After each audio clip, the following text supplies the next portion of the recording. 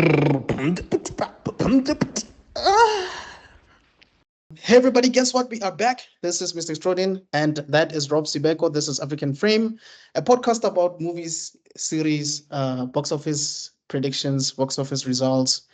We talk about franchises and every other thing that is movie related, even series. We've done that as well. So we're going to be doing a new segment called Weekly Picks. So what does that mean? Basically, Rob and I are going to be giving you guys our opinion on whatever is coming out or whatever is out already, just so that you guys can have an idea of what to look out for should you want to watch any of the things that we are going to be discussing.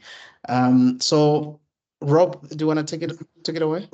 I'll be doing the first one. The movie is called Back in Action, starring Cameron Diaz and Jamie Foxx. As we know, Cameron Diaz has retired from filmmaking a while back, and now she seems to be back. At first, she seemed to have broken out of her retirement, ironically, with a Jamie Foxx film. I think that was Annie, where everyone's like, oh, Cameron Diaz is back, and then she vanished again for a while. Now she's back again with another Jamie Foxx film, which is surprising. I think it's cool because they seem to have some chemistry there. So in terms of chemistry, might as well just tell you, very good. I think Jamie Foxx and Cameron Diaz are actually kind of fun together. They got this mixed vibe where Cameron Diaz has never struck me someone with extreme range, but I think she's better than Keanu Reeves in The Rock. She's like at this like almost, I would say, Brad Pitt level, where with the limited range she has, she uses it really well to like play this like kind of character that she can spread really well. So she doesn't transform like Gary Oldman or anything like that, but she like uses like this one energetic type of person to really kind of play different roles.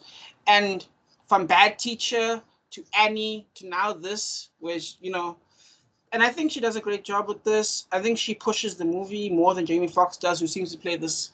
I don't want to say he's phoning it in, but there's a lot less energy from Jamie Foxx, which is unusual for him, in my opinion. I think he does all right because he's a veteran actor, so he's still charming, he's still enjoyable. The kids, not so much, but that's fine. They're kids. The other actors, oh gosh, the guy who played Moriarty in Sherlock Holmes, the Benedict Cumberbatch Sherlock Holmes, they've got this nice dry humor to the whole thing that makes it enjoyable. The only negative about this movie is the pacing. Movie feels slow in most sections.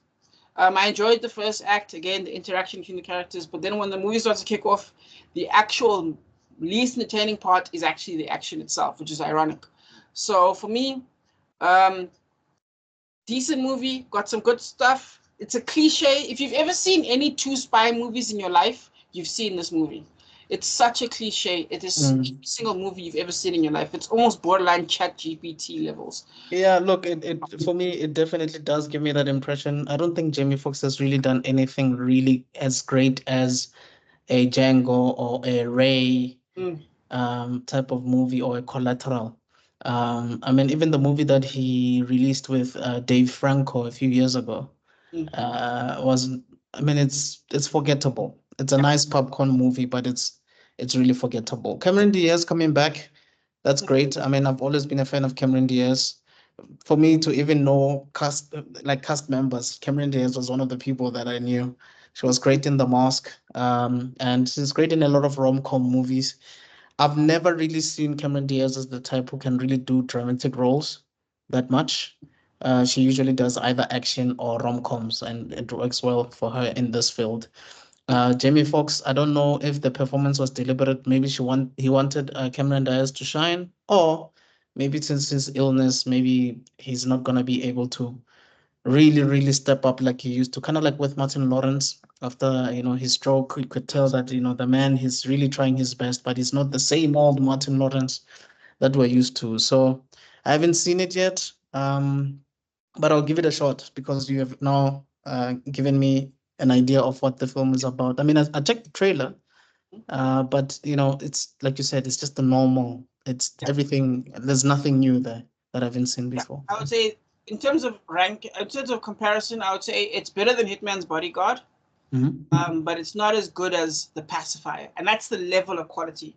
In fact, we've got our new rating system that we're trying to test out, where like the highest quality is now going to be like Mnet at 8 o'clock on a Sunday, which is peak cinema for those South Africans, I would say this one is below even Friday Action Night because it's so kid friendly, it's so simple, it's so basic. Even though again the dialogue is kind of fun, I'm gonna say I would put it like a 4 out of 10. But like those Beethoven movies, so like that would be like Beethoven movies.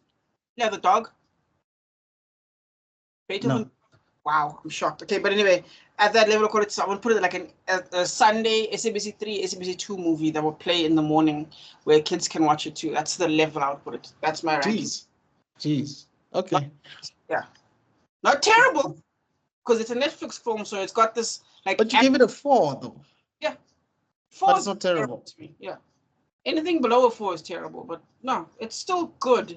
It's just low quality for good. Okay. No, I hear you. I hear you. Okay, well, guys, as you've heard it, Back in Action is on Netflix. If you guys are interested in checking it out, please do check it out. If you disagree with Rob's take or his ranking, also let us know in the comments down below. All right, cool. So mine is called Mr. Easyloo. So Mr. Easyloo basically is a film that came out last year, December, on Netflix as well, starring Aubrey Bo. I don't know if it's Bo or whatever. But basically, it touches the story of a man called Sam Matona. So Sam Matona is the first black man who was able to start a mobile toilet business in townships, right? So it's basically like an entrepreneurial type of movie, kind of like your Pursuit of Happiness or any movie like your Social Network, where you see someone starting from zero to making it big, right? To becoming a millionaire and so on. So it touches on a lot of things, apartheid being one of them, because this thing is based on the 80s. So you see the set, you see the costumes and everything, they fit for that area. The police cars are yellow vans, you know what I mean? And for instance, there's a lot of red tape because this man is born, and you can tell that he's been having this entrepreneurial bug since he was a kid, right? He'll sell like sweets at like a local football match. But then the problem is, as he gets older, he doesn't have certain paperwork, like he doesn't have permits to practice his businesses. Like I said, because it's the apartheid era. So he tries his best to try other endeavors, like try to get a 9 to 5, try to work at a certain business and so on. But he just keeps getting, backlash, or not really backlash, but he's like this, the doors are just not opening for him. Whatever he's trying to do does not work. At the job that he's working, there's a lot of discrimination. Whites are sitting at the certain section of the company, blacks are sitting at a certain section of the company.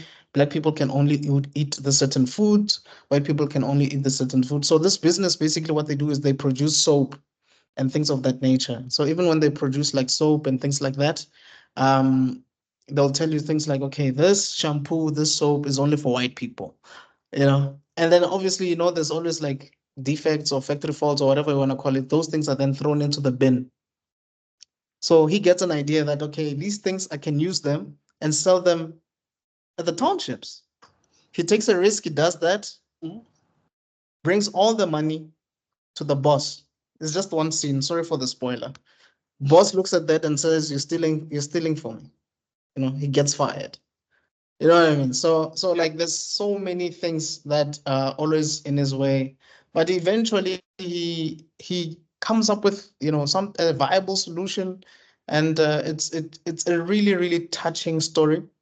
There's a lot of comedic beats to it, and I think that's what shifts it away from being like this really dramatic movie to being a bit light-hearted in a sense, because he narrates the movie throughout himself.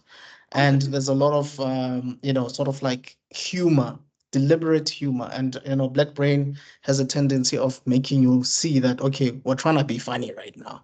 I think that's one of the things that I don't like, where the comedy is it's in your face. It's something that I really really never liked. But apart from that, it's quite an interesting movie for the time frame that it has. There's a lot of beats, there's a lot of things that you can relate to. For instance, they show him having a small piece of the sunlight green bar, using it to take a bath, using it to wash the dishes, using it for different things. The same bar, borrowing a neighbor who wants to do something with it. So it's things like that that are very relatable. Going to a wedding, realizing that not everybody's going to be able to use the same toilet because there's a whole queue and someone really has to go because nature's calling. It's things like that that made him realize that there is some opportunity here, and he really wants to make it work. Unfortunately, the real person that this movie is based on passed away around 2008 or so. He was 54 years old when he passed away. I believe he had diabetes related illness, because I mean they amputated his leg, and then they wanted to amputate it once again, or they did actually, but I think there was some complications in that, and then he passed on.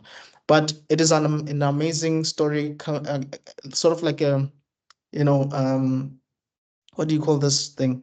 A road to success type of movie, starting from zero and making it. So the cast includes, as I've mentioned, in Aubrey Poe. This guy has been in a lot of stuff. He was in Movango, he was in Istingo, he was in Generations, he was in Isbaya. Very good looking man. Great. There's Nandinyembe. We grew up with her. Fundani Nati, KDO, Jacob's Cross, and a lot of Soul City, to name a few. And then there's another brother called Tulani Ntsoeni, very, very great, funny man. He was on Isdingo as well, and is also on Mabaso's family reunion. Seems like Mandla N likes working with this guy for some reason, And then we also have Sibulele. I don't know how to pronounce his surname, but I think it's a Xhosa surname. Chana, something like that.